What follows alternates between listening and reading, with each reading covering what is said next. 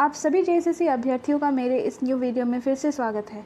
मेरे इस चैनल में गवर्नमेंट एग्ज़ाम अपडेट से रिलेटेड वीडियोस अपलोड किया जाता है और इसी तरह के वीडियोस के लिए इस चैनल को सब्सक्राइब करें, जिससे मुझे आगे और भी वीडियोस डालने में प्रेरणा मिले और मेरे साथ इस वीडियो के अंत तक बने रहें। तो चलिए अब शुरू करते हैं। आज का ये वीडियो जेएसएससी के नियुक्ति, जिसमें नगर पालिका, पीजीटी जेई का सेकंड लिस्ट और जेएसएससी सीजीएल से संबंधित है। इस वीडियो में नगर पालिका से संबंधित जो एग्ज़ाम एनालिसिस है वो बताया गया है, कट ऑफ की भी चर्चा की गई है, नॉर्मलाइजेशन, रिज़ल्ट और टीवी के बारे में भी चर्चा की गई है और जेएसएससी सीजीएल में खासकर जो अभी होने वाला है उसका सेफ स्कोर क्या होगा और एग्ज़ाम कब तक हो जाएगा, इस पर बात करते हैं। सबसे पहले बात करें झारखंड जेएसएससी नगर पालिका के बारे में। जैसा कि आप सभी को पता है, इसमें सीटों की संख्या कुल 900 प्लस है, जिसमें सबसे अधिक सैनिटरी सुपरवाइज़र का पद है 645 और राजस्व निरीक्षक का पद है 184। और इसके लिए परीक्षा का आयोजन 29-30 अक्टूबर और कुछ का एग्ज़ाम भी कंडक्ट कराया गया था 24 दिसंबर को। फिर एग्ज़ाम कंप्लीट होने के बाद से ही अभ्यर्थियों में उत्सुकता होती ही है इसके आगे के प्रोसेस को लेकर और वे बेसब्री से इंतज़ार भी करते हैं और इस वैकेंसी के साथ भी वैसे ही है। और काफ़ी एग्ज़ाम बीत जाने के बाद काफ़ी समय हो गया है, लेकिन अब तक इसका आगे का प्रोसेस हुआ नहीं है, तो चिंतित होना तो लाजमी ही है। इसका जो आंसर की आया था वो 15 मार्च को आया था। उसके बाद इससे संबंधित कुछ भी अपडेट नहीं डाला गया है। और इसके आगे के प्रोसेस की बात करें तो इसमें फाइनल आंसर की और रिज़ल्ट आना शेष है। जो कि अभी चुनाव का समय है, इसलिए जेएसएससी का इस वैकेंसी पर कहना है कि चुनाव के बाद इसके आगे का प्रोसेस को पूरा किया जाएगा और वो जल्दी पूरा किया जाएगा। हाल ही में कुछ स्टूडेंट्स गए हुए थे जेएसएससी ऑफिस, उनसे जानकारी प्राप्त हुआ है कि कुछ दिनों में 10-15 दिनों में इसका फाइनल आंसर की जारी किया जाएगा और जून माह में इसका प्रोसेस को पूरा कर लिया जाएगा। लेकिन कुछ भी हो सकता है, जैसा कि हाल ही में सहायक आचार्य का एग्ज़ाम कंडक्ट किया गया था, तो इसके आगे का प्रोसेस जो फाइनल आंसर की है वो तो डाल ही सकते हैं, बाकी डीवी और रिज़ल्ट बाद में डालेंगे। और फाइनल आंसर की बात करें तो इसमें कुछ क्वेश्चंस रिवाइज होने के चांसेस हैं, जिसमें खास करके नागपुरी में, जैसा कि उस समय कुछ विवाद हुआ था आउट ऑफ सिलेबस क्वेश्चन को लेकर, तो वो फाइनल आंसर की में कंसिडर किया जा सकता है। और बाकी जो विशिष्ट विषय तो उनका भी फाइनल आंसर की में रिवाइज किया जा सकता है।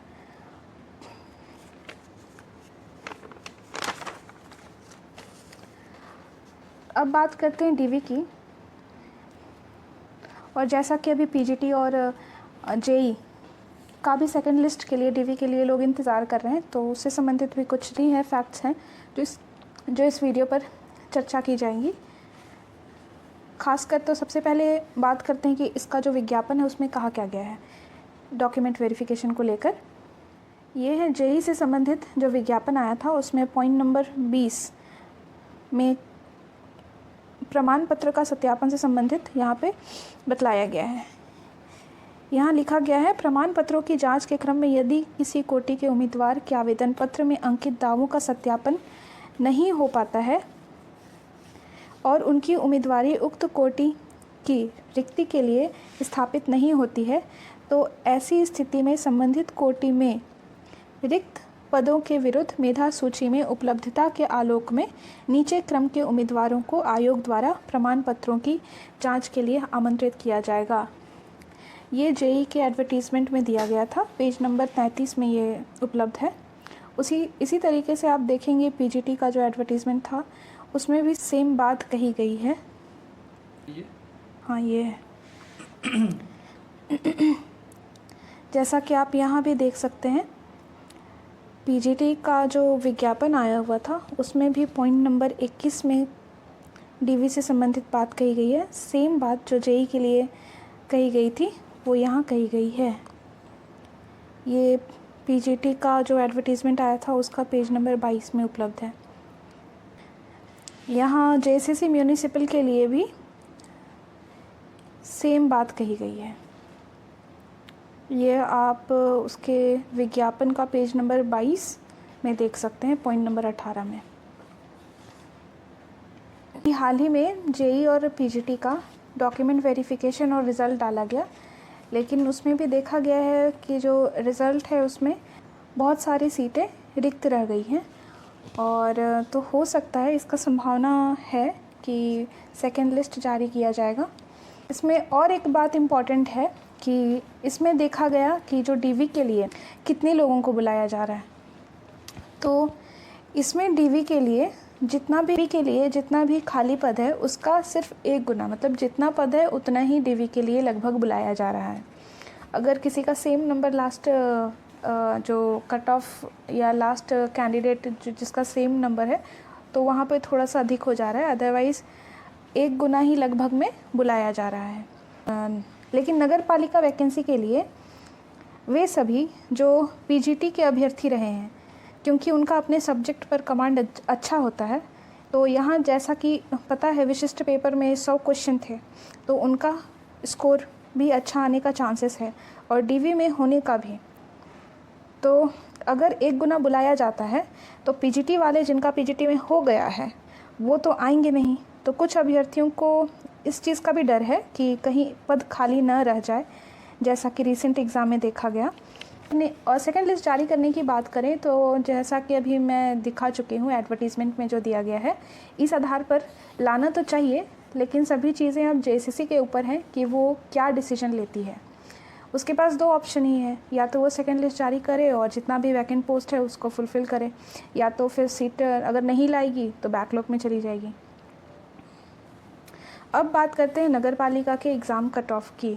जेसीसी के पिछले एग्ज़ाम के कट ऑफ देखें, जैसा कि आप देख सकते हैं यहाँ पे आईआरबी का जो आया हुआ था 2017 में और एसआई का आया हुआ था 2017 में, उसका कट ऑफ मार्क्स यहाँ दिया गया है और यहाँ साफ साफ लिखा गया ये जो कट ऑफ है वो नॉर्मलाइज्ड कट ऑफ है, सभी में आप नोटिस करेंगे।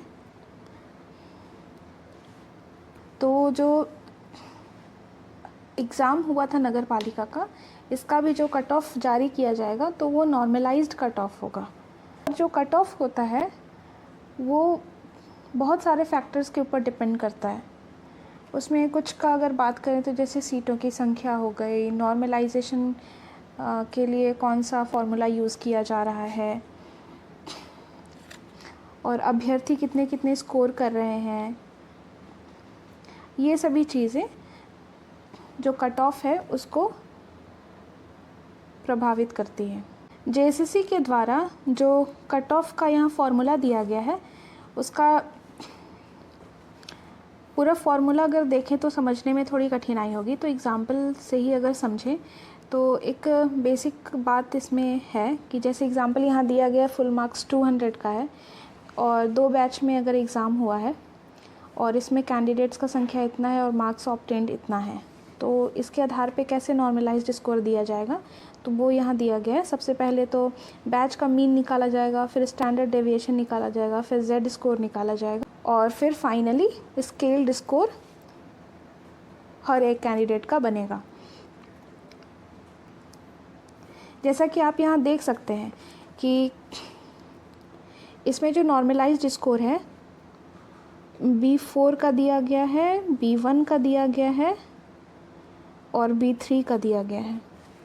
B4 का एक्चुअल जो मार्क्स आया था, मतलब B4 का जो एक्चुअल मार्क्स है वो 100 नंबर है और यहाँ पे इसका नॉर्मलाइज्ड स्कोर भी 100 है, और B1 का एक्चुअल मार्क्स 118 है, लेकिन इसका जो नॉर्मलाइज्ड मार्क्स है वो 185.94 है और B3 का एक्चुअल मार्क्स 93 है और नॉर्मलाइज्ड स्कोर जो हो गया इसका 56.65। तो इससे आप अंदाज़ा लगा सकते हैं कि लोगों का मार्क्स बढ़ेगा भी, घटेगा भी, और ये भी हो सकता है कि वो चेंज ना हो। तो मैं इस बारे में यही कहना चाहूँगी कि अगर आप अपने एग्ज़ाम या जो आपका जो सब्जेक्ट था उसमें अच्छा परफॉर्मेंस किए हैं तो निश्चिंत रहें और आगे की प्रतीक्षा करें, या जब तक इसका फ़ाइनल क्लियर नहीं हो जाता है बिना चिंता किए आप दूसरे एग्ज़ाम्स की तैयारी करें, क्योंकि आप जितना इसके लिए कर सकते थे आप वो कर चुके हैं और इसके बाद डायरेक्ट सिलेक्शन है, कोई अगला स्टेज कोई एग्ज़ाम तो है नहीं। तो आप सभी से यही कहना चाहूँगी कि अब आप ऑफिशियल नोटिस का इंतज़ार करें और अन्य एग्ज़ाम की तैयारी करें।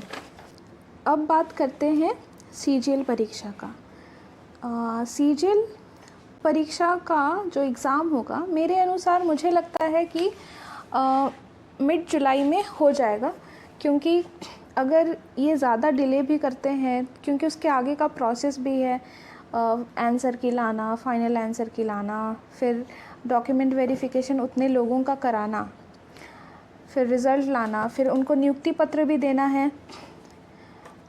जैसा कि नवंबर में इलेक्शन है तो इलेक्शन के पहले उनको नियुक्ति पत्र भी देना है।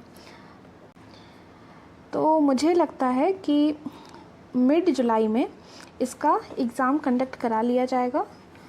और बात करें इसका सेफ़ स्कोर का, तो मुझे लगता है कि इसका सेफ़ स्कोर अगर आप 70% से ऊपर मार्क्स अगर ले आते हैं तो आप सेफ़ हो सकते हैं। लेकिन यहाँ नॉर्मलाइजेशन है तो कुछ भी कह पाना ये सही नहीं होगा, लेकिन फिर भी अगर देखें तो इतना 70% मिनिमम तो आना ही चाहिए, क्योंकि वैकेंसी काफ़ी समय पहले से है और काफ़ी और कैंडिडेट्स बार बार भरा गया है, तो अभी संख्या काफ़ी अधिक हो गई है। और जैसा कि झारखंड में बेरोज़गारी भी काफ़ी अधिक है तो कंपटीशन तो रहेगा ही। तो मान के चलिए कि मिनिमम आपको 70% लाना ही है।